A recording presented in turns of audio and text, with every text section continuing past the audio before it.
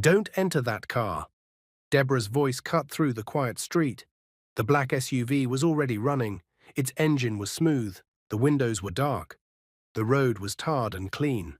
The houses around had tall gates, shiny tiles, and flowers that looked too perfect to be real. Ngozi's hand was on the door handle. She froze. Her heart jumped. Deborah stood on the sidewalk with one arm raised high, palm open, like she was trying to stop a speeding truck with just her hand. Her ash-colored Ankara gown was torn at the hem and stained with mud. Her hair was messy, scattered across her face like she had run through wind and dust. Her eyes were wide and serious. "Just warning." "Madam," Deborah shouted again, louder, "please, don't enter." Ngozi stared at her like she was seeing a ghost. "Who are you?" Ngozi whispered, confused. "Why are you yelling at me?" Inside the SUV, John leaned forward from the front seat. His white suit looked expensive, crisp and clean. His face was tight with anger. Even from where Ngozi stood, she could feel his heat, like the man was holding a fire inside. "Get in," John snapped, his voice sharp. "Ignore that woman." Deborah didn't step back. She stepped closer. "Don't," Deborah shouted. "If you enter, you won't come back." Ngozi's fingers trembled on the handle. Her mind went blank, then noisy, then blank again. She didn't know who to believe. John's jaw clenched. He glared at Deborah through the open window. His eyes were cold, like he hated being stopped. "Woman, shift," he barked. "Do you know who you're talking to?" Deborah swallowed hard, but she didn't move. Ngozi felt the street spin for a second. She looked at Deborah's dirty clothes, then at John's clean suit, then at the expensive car, then back at Deborah's shaking hand. And for the first time in her life, Ngozi felt something she had never felt around rich people with confident voices. Fear. She didn't know why, but her heart told her something was wrong. Slowly, Ngozi removed her hand from the door. John's eyes widened in irritation. "Ngozi," he said, forcing a fake calm, "come on, we'll be late. Your father will blame me." That name, father, usually made Ngozi obey. Chief Namadi, the powerful businessman, the feared billionaire, the man whose name opened gates without knocking. Ngozi swallowed. Then she did something that shocked even her. She shut the car door. Clack. The sound was small, but it felt huge, like thunder. John's face changed instantly. The fake calm disappeared. His eyes hardened. "Are you serious?" he hissed. Ngozi stepped back. Deborah's breathing was fast. She looked like a woman who had seen death and was trying to stop it from happening again. Ngozi's chest rose and fell quickly. "I—" Ngozi tried to speak, but her voice broke. John's hands tightened on the steering wheel. His anger looked like it could jump out of his body. "You think this dirty woman knows anything?" he snapped, pointing at Deborah. "Look at her. She's a nobody." Deborah flinched, but she didn't argue. Instead, she stared straight at Ngozi, pleading with her eyes. Ngozi's eyes filled with tears, confusion tears, fear tears, embarrassment tears. Then, without thinking, Ngozi turned and ran, away from the SUV, away from John's anger, away from the danger she still didn't fully understand. John shouted something behind her, but she didn't stop. Deborah ran too, limping slightly like her feet hurt, but she still followed. Then, the SUV suddenly moved. John pressed the accelerator hard. The tires screeched lightly. The black car zoomed forward like a beast freed from a cage. As it sped away, Deborah's whole body shook. Ngozi stopped running and turned, watching the SUV disappear down the road. The street became quiet again. Too quiet. Ngozi stood there breathing hard, her cheeks wet. Deborah bent over, hands on her knees, trying to catch her breath. For a few seconds, neither of them spoke. Then Ngozi turned to Deborah with a trembling voice. "Why?" she asked, tears rolling down her face. "Why did you stop me?" Deborah looked up slowly. Her eyes were watery too. She opened her mouth, then paused like she was scared to say the truth out loud. Ngozi wiped her face quickly, but the tears kept coming. "You don't even know me," Ngozi said. "I've never seen you before. Why would you risk that man's anger for me?" Deborah's lips shook. "I know you," she said softly. Ngozi blinked. "You do?" Deborah nodded once. I know your face, she whispered, because everyone in Nigeria knows Chief Namadi's only daughter. Ngozi's throat tightened. Deborah looked around quickly, like she was afraid someone could hear them. Then she stepped closer and lowered her voice. I was in that uncompleted building near the road, she said, pointing behind them. I sleep there sometimes. It hides me from rain. Ngozi's eyes widened. You sleep there? Deborah didn't answer that part. She continued, voice shaking. I heard him, that man in the white suit, Deborah said. I heard him making a call. Ngozi's stomach turned. What call? She asked, almost whispering now. Deborah swallowed hard, then spoke faster, like she had to say it before fear stopped her. He said, Deborah began, then her voice broke. She cleared her throat and tried again. He said he has tracked down Chief Namadi's daughter. Ngozi's whole body went cold. Deborah's eyes locked onto Ngozi's face. He said tonight, he would abduct you. Ngozi gasped and covered her mouth with both hands. Deborah continued, tears starting to fall now. He said he works for your father's greatest rival, Allison of Allison's group. Ngozi shook her head quickly, like she could shake away the words. No, no. John wouldn't. He's been driving me for weeks when my security is busy. My father trusts him. Deborah's face twisted in pain. That's why it would have worked, she said. Because you trust him. Ngozi's knees felt weak. Deborah reached out gently, as if to steady her. But why would he do that? Ngozi cried. Why would Allison want me? Deborah looked terrified as she answered. They want to use you, she whispered. They want to use your kidnapping to bring down your father. Ngozi started crying harder now. Big tears, loud sobs, the kind of crying that makes your whole body shake. Deborah's own tears dropped onto her dirty dress.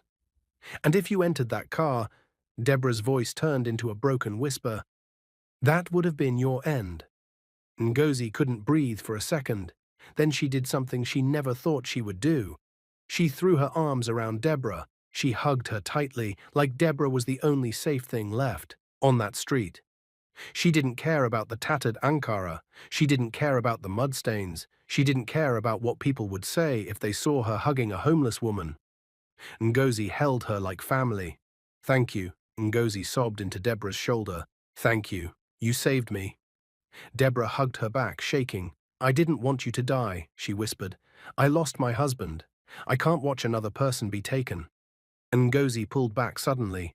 My driver, she remembered. My real driver is at the mechanic. My car had a small issue earlier. I told him I would walk a bit and meet him after he fixed it. Ngozi quickly wiped her face and grabbed her phone with trembling hands. Deborah looked around again, panicking. We shouldn't stand here, Deborah warned. What if he turns back? Ngozi nodded quickly and dialed. As the phone rang, she held Deborah's hand, refusing to let go. The call connected. Madam, the driver, answered, worried. Where are you? I've been calling. Ngozi spoke fast. Don't move from the mechanic. I'm coming now. Please come and pick me immediately, and be careful. Someone tried to take me. There was a sharp silence on the phone. What? The driver asked, alarmed. Ngozi looked at Deborah, then turned away slightly. I will explain when you get here, she said. Just hurry. She ended the call and turned back to Deborah. Come with me, Ngozi said firmly. Deborah blinked. Me? Yes, Ngozi insisted. You saved my life. You can't stay here alone. Not now. Deborah hesitated, fear and shock on her face, but Ngozi didn't give her time to argue.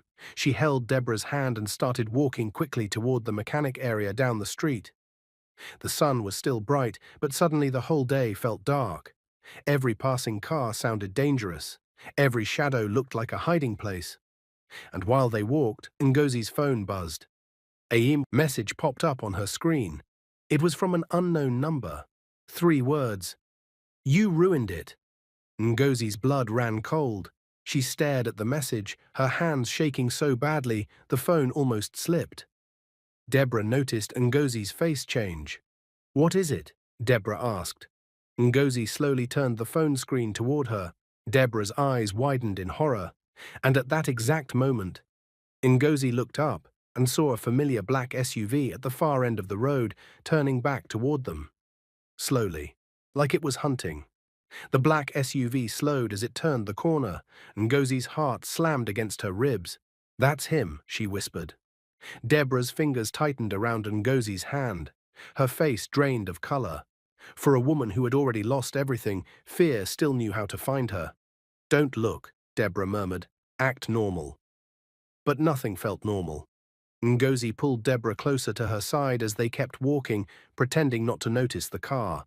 Her legs felt heavy, like they were moving through water. Every step took effort. The SUV stopped. The engine idled.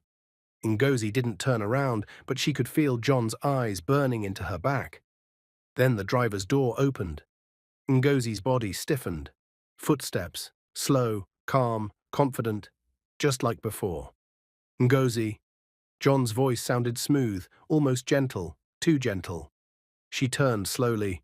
John stood a few steps away, his white suit still perfect, his face wearing a practiced smile. If anyone else saw him, they would think he was just a worried driver trying to protect his boss's daughter. But Ngozi had seen the message. "You ruined it." Her hands shook. "Why did you run?" John asked softly. "You embarrassed me." Deborah stepped slightly in front of Ngozi without thinking. "We are fine," Deborah said, her voice firm but polite. "Please go." John's smile faded for half a second. Then it returned, wider, colder. "And who are you?" he asked, looking Deborah up and down like she was dirt on his shoe. "She's with me," Ngozi said quickly. "My father will hear about this."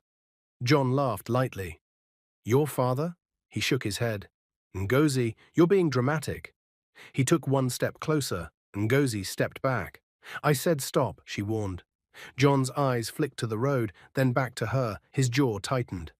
Before he could speak again, a loud horn blared. A blue car pulled up fast and stopped beside them. Ngozi's driver jumped out, fear written all over his face. "Madam!" he shouted. Ngozi almost collapsed in relief.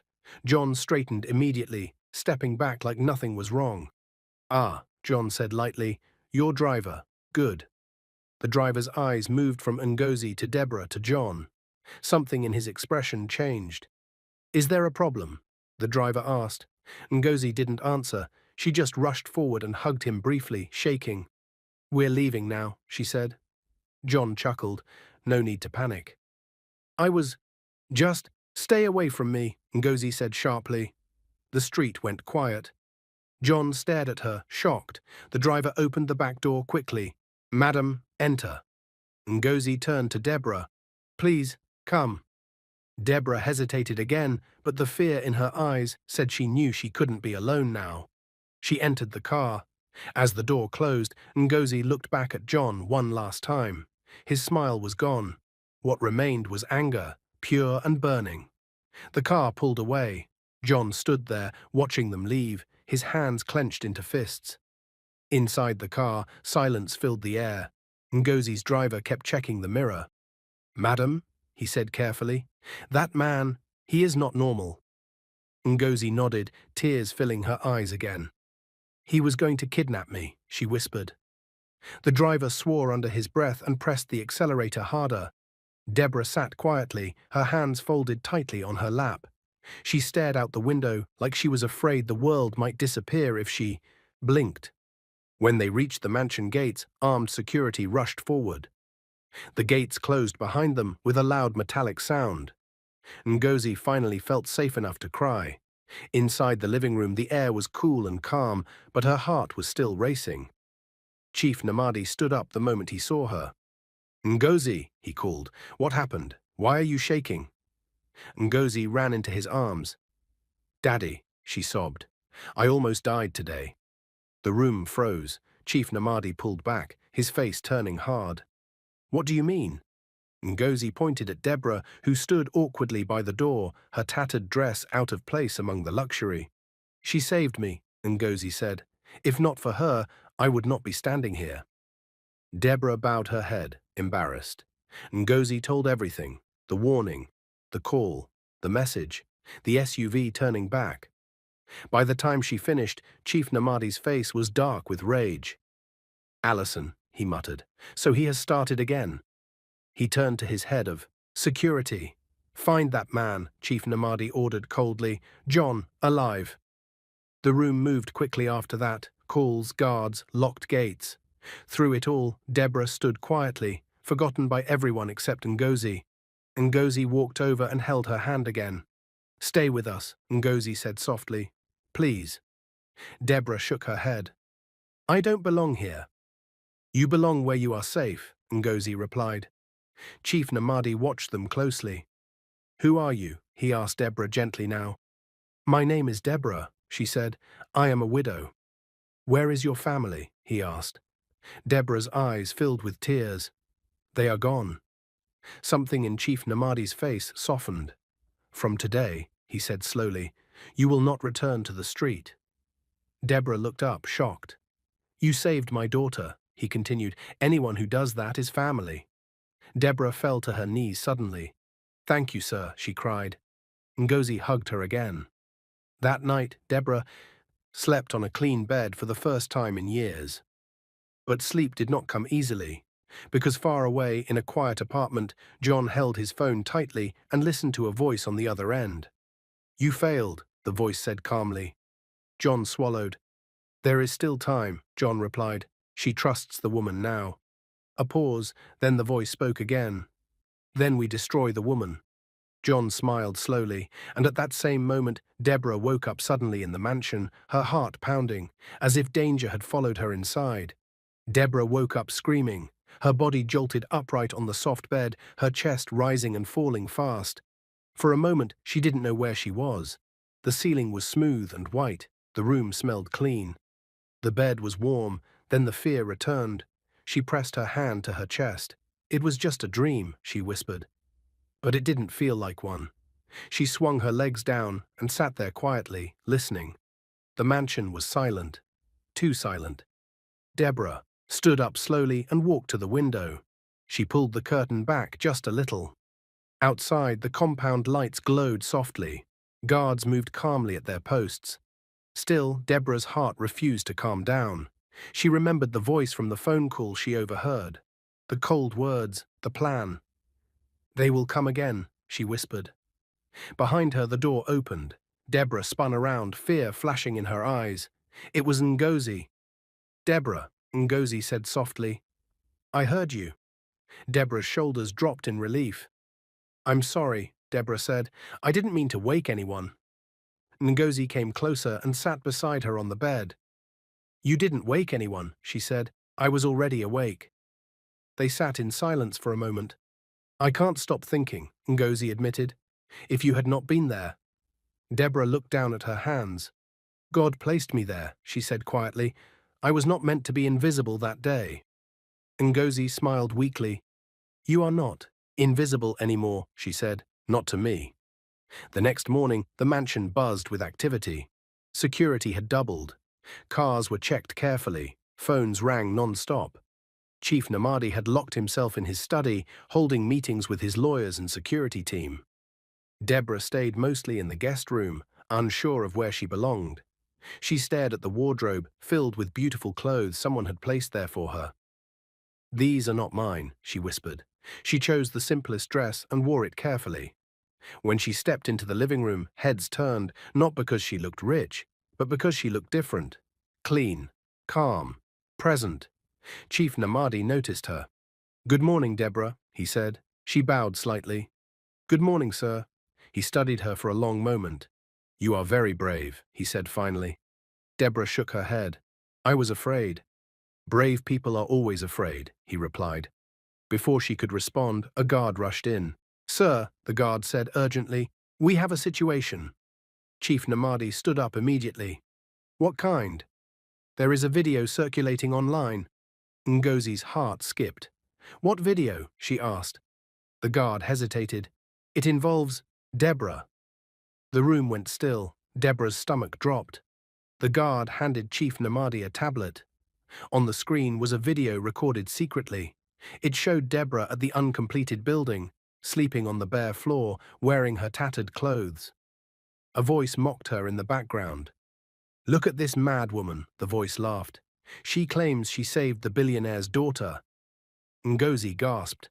Deborah covered her mouth. The video ended with words written boldly: "Liar, setup, attention seeker." Ngozi turned pale. Who would do this? Chief Namadi's face hardened. Allison, he said quietly. This is his style. Deborah's hands shook. I should leave, she whispered. I don't want to bring trouble. Ngozi grabbed her arm. No. Chief Namadi raised his hand.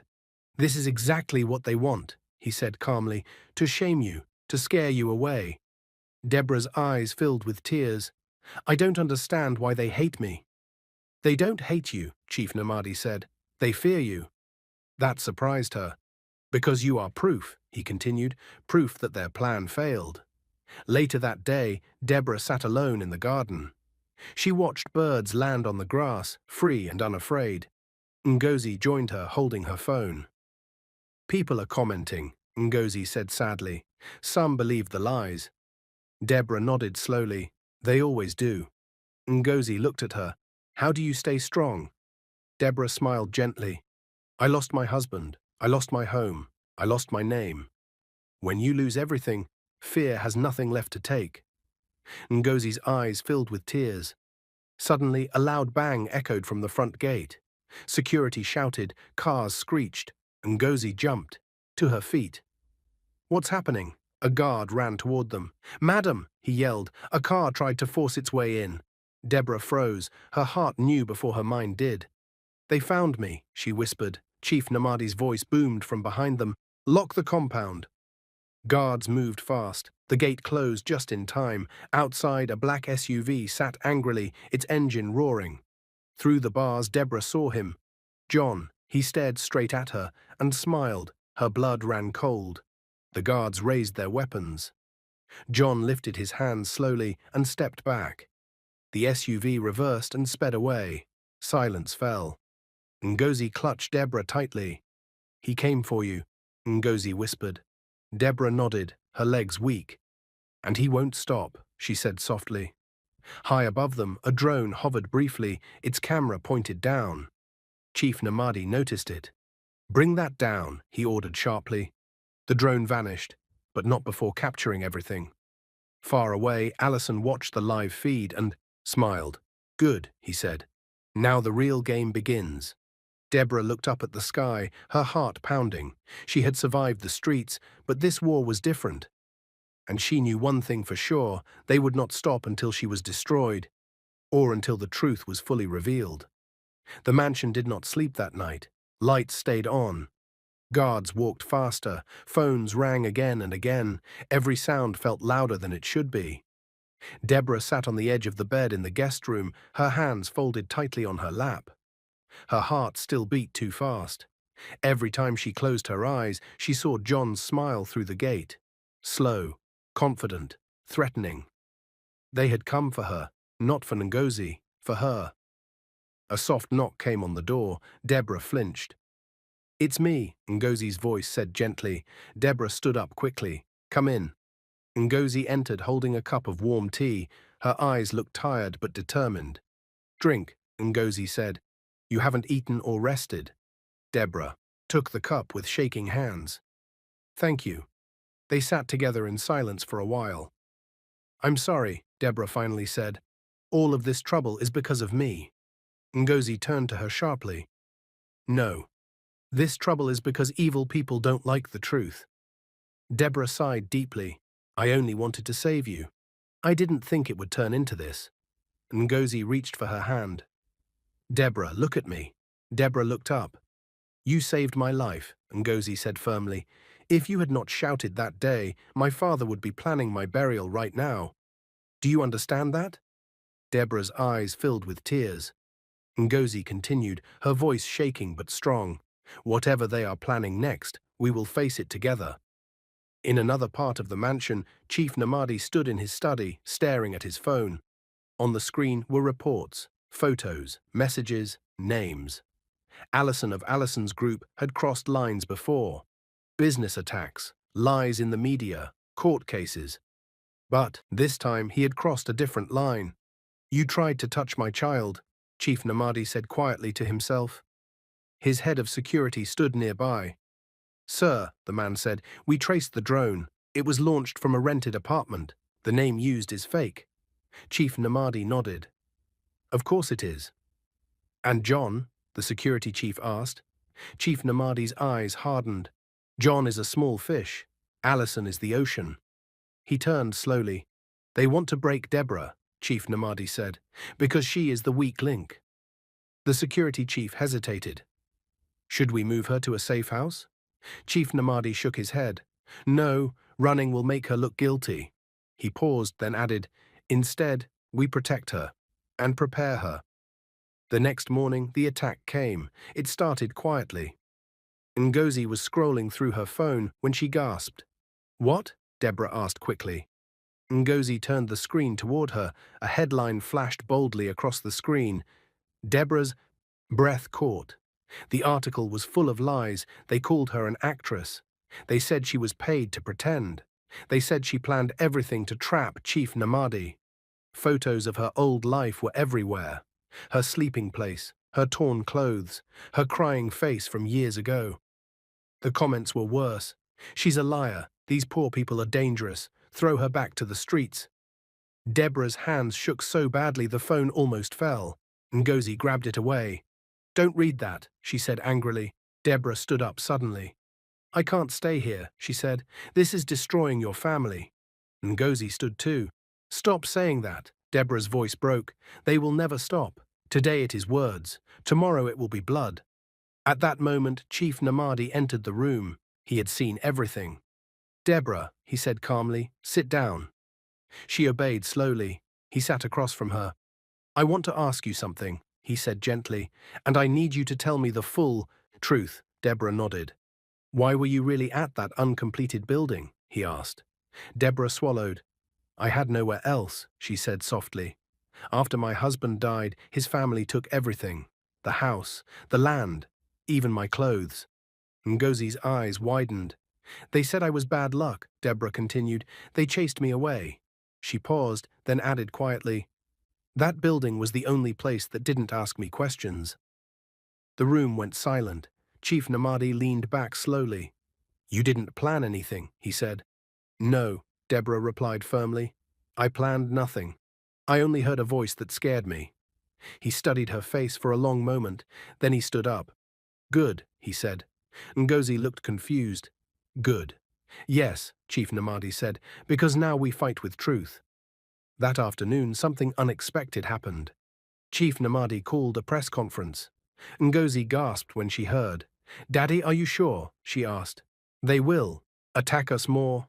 He smiled slightly. Let them. Deborah's heart raced. Sir, please. He raised a hand. You will not speak, he said kindly. I will. Cameras filled the hall, reporters whispered, people waited eagerly for drama. Chief Namadi stepped forward. My daughter was almost kidnapped, he said calmly, and the woman you are insulting online saved her life. The room exploded with noise. He raised his hand again. This woman did not come looking for luxury, he continued. Luxury came looking for her because she chose courage. He paused. And anyone who tries to harm her is declaring war on me. Gasps filled the hall. Back at the mansion, Deborah watched the broadcast on TV, her hands covering her mouth. Ngozi hugged her tightly. He's protecting you, Ngozi whispered. Tears rolled down Deborah's face. For the first time in years, someone was standing up for her. But far away, Allison watched the same broadcast. His face was calm, too calm. So he chose open war, Allison said softly. He turned to John, who stood nervously beside him. Get ready, Allison said. If the woman does not fall, then the man will. John's eyes widened. Sir? Allison smiled thinly. Chief Namadi has something he loves now. That night, Deborah stood alone on the balcony. The city lights stretched endlessly before her. Chief Namadi joined her quietly. You should be resting, he said. Deborah smiled weakly. Sleep doesn't come easily anymore. He nodded. It stopped coming easily for me too, after my wife died. Deborah looked at him in surprise. I didn't know, she said softly. He sighed. Loss changes people. They stood in silence. Deborah, he said suddenly, I want you to know something. She turned to him. As long as you are under my roof, he said firmly, no one will touch you. her eyes filled with tears again. "Thank you," she whispered. Below them, unnoticed, a car slowed across the street. A camera lens pointed up at the balcony. A photo was taken, and the next headline was already being prepared. The headline broke at dawn. The photo was clear. Too clear. Chief Namadi and Deborah stood on the balcony, side by side, city lights behind them. The angle made it look like something it was not. Ngozi stared at the screen in shock. "This is wickedness," she whispered. "Pure wickedness." Deborah sat on the bed, staring at the wall. Her hands trembled. "I told you," she said quietly. "I told you they would not stop." Chief Namadi entered the room calmly, dressed in a dark suit. His face showed no panic, only resolve. "They have played their last card," he said. Ngozi turned to him. "Daddy?"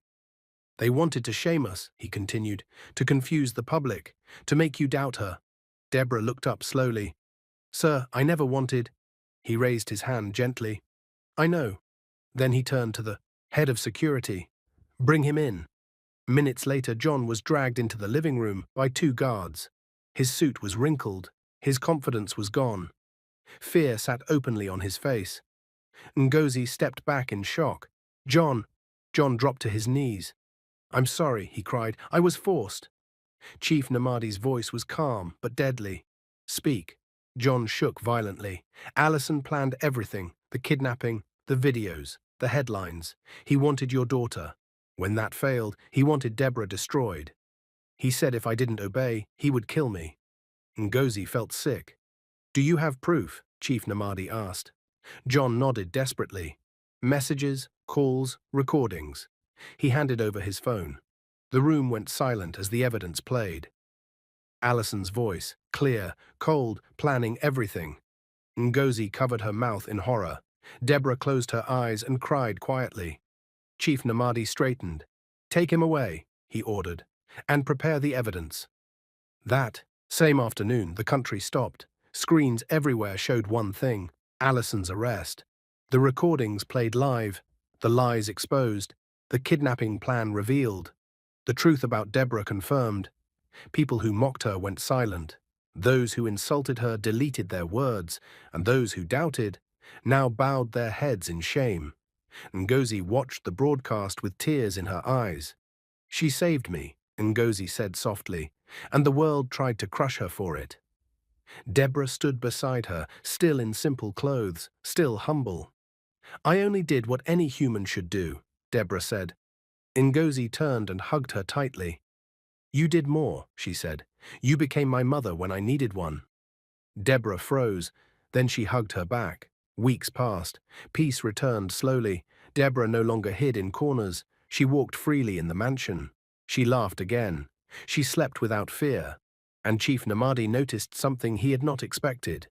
He noticed her strength, her kindness, her quiet wisdom. One evening, as they sat in the garden watching the sun go down, he spoke. "Deborah," he said softly, "you came into this house as a stranger." She smiled gently. "I know. But you healed something broken here," he continued, "in me, and in my daughter." Deborah looked at him surprised. "I lost my wife years ago," he said. "I closed my heart after that." He paused. "But somehow, you opened it again." Deborah's breath caught. "Sir," she whispered, "I am only a widow who survived." He shook his head. "You are a woman of courage." Time passed. Love grew quietly, naturally, without force. And one morning, Chief Namadi asked Deborah to marry him. She cried. Ngozi cried harder. The wedding was simple but beautiful. On the day Ngozi married Elijah, the kind, respected engineer she loved, it was Deborah who walked her down the aisle. Deborah's hands shook as she held Ngozi's arm. "You look beautiful," Deborah whispered, tears in her eyes. "So do you, Mama," Ngozi replied. When they reached the altar, Ngozi hugged her tightly. "Thank you," Ngozi whispered, "for saving my life and giving me a home." Deborah could not speak. She only cried. As the hall filled with joy and music, Deborah looked around and smiled. She had started as a homeless widow with nothing, and ended as a woman surrounded by love, truth, and family. Not because she chased wealth, but because she chose courage. What is your view about this story? Where are you watching from? If you enjoyed this story, comment, share, and subscribe to our channel for more interesting stories.